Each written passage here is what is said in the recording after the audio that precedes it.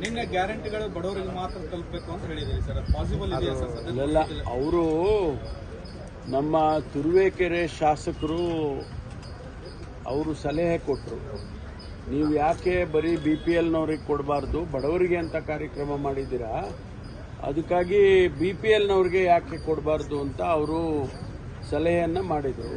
ಹೌದಪ್ಪ, ನೀವೆಲ್ಲ ವಿರೋಧ ಪಕ್ಷದವರು ಆ ಥರ ಸಲಹೆ ಕೊಡಿ, ನಾವು ಅದರ ಬಗ್ಗೆ ಚರ್ಚೆ ಮಾಡ್ತೀವಿ ಅಂತ ಹೇಳಿದ್ದೇನೆ. ಅಷ್ಟು ಬಿಟ್ಟರೆ ಬೇರೆ ಏನಿಲ್ಲ. ಸಚಿವರುಗಳು ಕೂಡ ಆಗಬೇಕು ಅಂತ ಬಯಸಿದ್ದಾರೆ, ಕೆಲವರು ವಾಲಂಟಿಯರ್ ಬಿಡ್ಲಿ ಅಂತ ಹೇಳಿ ಎಕ್ಸ್ಪೆಕ್ಟ್ ಮಾಡ್ತಿದ್ದಾರೆ. ಅಲ್ಲ, ವಾಲಂಟಿಯರ್ ಆಗಿ ಈಗಾಗಲೇ ಭಾಳ ಜನ ಬಿಡ್ತಾ ಇದ್ದಾರೆ. ನಮಗೆ IT ರಿಟರ್ನ್ಸ್ ಫೈಲ್ ಮಾಡುವಂಥವರು, ಸರ್ಕಾರಿ ನೌಕರರು, ಅವರೆಲ್ಲರೂ ಕೂಡ ವಾಲಂಟಿಯರ್ ಆಗಿ ಭಾಳ ಜನ ಬಿಡ್ತಾ ಇದ್ದಾರೆ. ಅದನ್ನ ಮುಂದುವರೆದು ಬಡವರಿಗಾಗಿ ಅಂತ ಹೇಳಿ ಮಾಡಬೇಕು ಅಂತ ಅವರು ಸಲಹೆಯನ್ನು ಕೊಟ್ಟಿದ್ದಾರೆ ನಮ್ಮ MT ಕೃಷ್ಣಪ್ಪನವರು. ಅದನ್ನು ನಾನು ಹೇಳಿದೆ, ನೋಡಿ ಇದ್ರ ಬಗ್ಗೆ ನೀವು ಸಲಹೆ ಕೊಡಿ, ವಿರೋಧ ಪಕ್ಷದವರೆಲ್ಲ ಸೇರಿ ಅದನ್ನು ಚರ್ಚೆ ಮಾಡ್ತೀವಿ ನಾವು ಸರ್ಕಾರದಲ್ಲಿ ಅಂತ ಹೇಳಿದೆ. ಅದನ್ನು ನೋಡೋಣ, ಮುಂದಿನ ದಿನದಲ್ಲಿ ಅದರ ಚರ್ಚೆ ಅಗತ್ಯ ಇದ್ದರೆ ಫಲಿತಾಂಶ ಏನು ಬರುತ್ತೆ ಅಂತ ನೋಡಬೇಕಲ್ಲ. ಚರ್ಚೆ ಮಾಡಿದ ಮೇಲೆ ತಾನೇ ಗೊತ್ತಾಗುತ್ತೆ.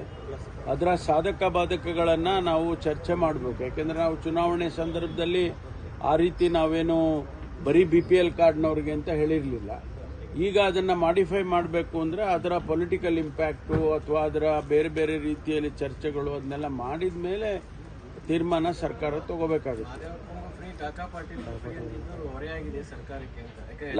ಹೊರೆ ಅಂತ ನೋಡಿ, ಹೊರೆ ಆಗಿದೆ ಅನ್ನೋದ್ರಲ್ಲಿ ಎರಡು ಮಾತಿಲ್ಲ. ಆದರೆ ಯಾವುದಕ್ಕೋಸ್ಕರ ಹೊರೆ ಆಗಿದೆ? ಬಡವರಿಗೋಸ್ಕರ ಹೊರೆ, ಅದನ್ನ ತಡ್ಕೊಳ್ಬೇಕಲ್ಲ ಸರ್ಕಾರ.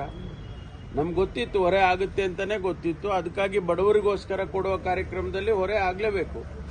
ಅದನ್ನು ಕಾನ್ಷಿಯಸ್ಲಿ ನಾವು ಮಾಡಿದ್ದೀವಿ, ಗೊತ್ತಿಲ್ಲದೆ ಮಾಡಿಲ್ಲ, ಗೊತ್ತಿದ್ದೇ ಮಾಡಿದ್ದೀವಿ. ಈ BPL ಕಾರ್ಡ್ ಏನೋ ಪರಿಷ್ಕರಣೆ ಆಗುತ್ತಾ?